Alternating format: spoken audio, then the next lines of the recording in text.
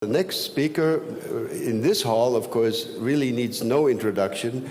Secretary General of NATO, Jens Stoltenberg, known to all of you.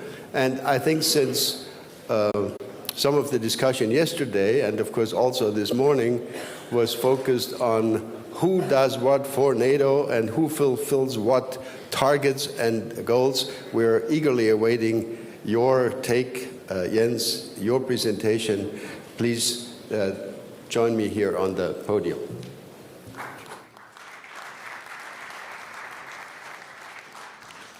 Dear Wolfgang, thank you for hosting all of us. It's always a great pleasure to be here at the Munich Security Conference, but especially this year, because these are really pivotal times. We face the greatest security challenges for a generation, so I think it's even more important that we meet and discuss and address these challenges together. For almost 70 years, the partnership between Europe and North America has ensured peace, freedom, and prosperity.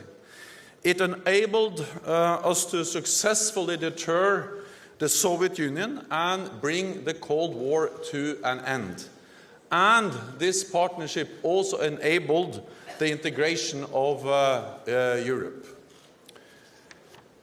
European leaders have always understood that going it alone is not an option. And after two world wars started in Europe, American leaders know that they have a profound strategic interest in a stable and secure Europe. The only time we have invoked our collective defense clause, the Article 5, was after an attack on the United States, the terrorist attacks 9/11/2001. And this was more than just a gesture. Hundreds of thousands of European and Canadian soldiers have served in Afghanistan in the last 16 years. Around 1,000 have paid the ultimate price. This bond between Europe and North America, embodied in the NATO alliance, remains essential for both. Europe needs North America, and North America needs Europe. Together we are responding to a changing security environment. NATO has implemented the biggest reinforcement of our collective defense since the end of the Cold War. Our response is defensive, and it is measured and proportionate. We do not seek to provoke conflict, but to prevent conflict and preserve peace. To keep our people safe, NATO is also projecting stability beyond our borders. Responding to turmoil on NATO's borders in the Middle East and North Africa, the alliance is helping to train security forces in partner countries like Jordan and Tunisia. Because when our neighbors are more stable, we are more secure.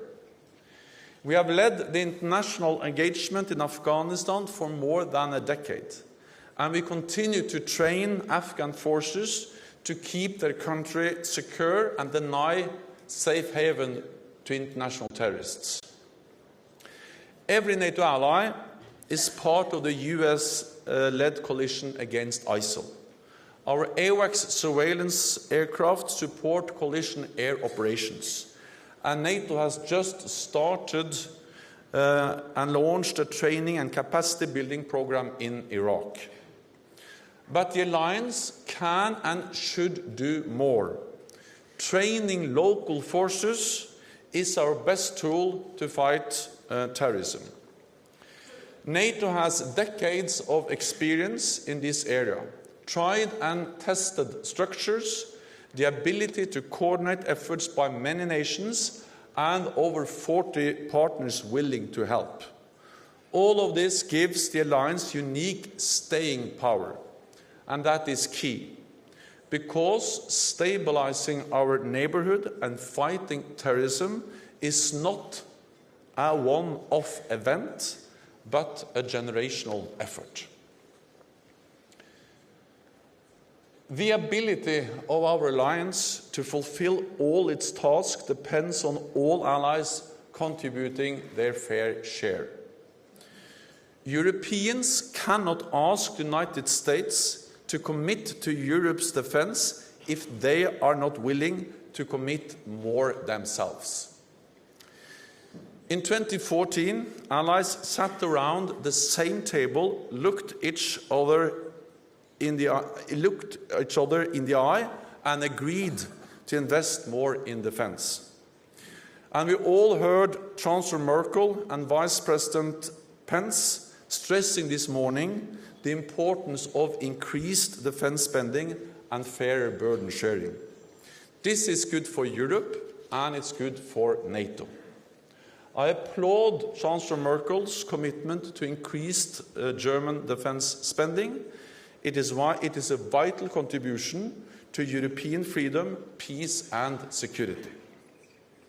Fairer burden sharing has been my top priority since taking office. In 2016, after many years of cuts, defense spending increased across Europe and Canada by 3.8% in real terms, or $10 billion. That is a significant step in the right direction, but it is not enough. The alliance still has a long way to go. All allies must speed up their efforts to meet the target of spending 2% of GDP on defense. Burden sharing is not just about spending. It is also about the skilled troops and high-end capabilities for NATO operations, and the political will to come to each other's defense. NATO's new enhanced forward presence is an example of burden sharing. 4 battle groups involving 15 European allies are deploying to the Baltic states and Poland, sending a clear signal of solidarity. A strong European defense also contributes to fairer burden sharing. And the High Representative Vice President Federica Mogherini and I, we work very closely on how we can make sure that stronger European defense complement what NATO does, do not compete. And the cooperation is excellent. We are really moving forward together. So as long as NATO and the European Union complement, not compete with each other, this is something I really welcome. Because a strong Europe cannot mean Europe alone. Just as I don't believe America first means America alone. That is the core of our transatlantic bond. NATO is strong because we stand together. We are an alliance of 28 democracies. Debate is part of our DNA. And we have our differences. But that is nothing to fear. Open debate is not a sign of weakness, it is a sign of strength. What matters is that political leaders on both sides of the Atlantic and across the political spectrum have always agreed on our core mission: to defend each other, to preserve our freedom and protect our values. So, ladies and gentlemen, NATO's founding Washington Treaty committed allies to unite their efforts for the preservation of peace and security.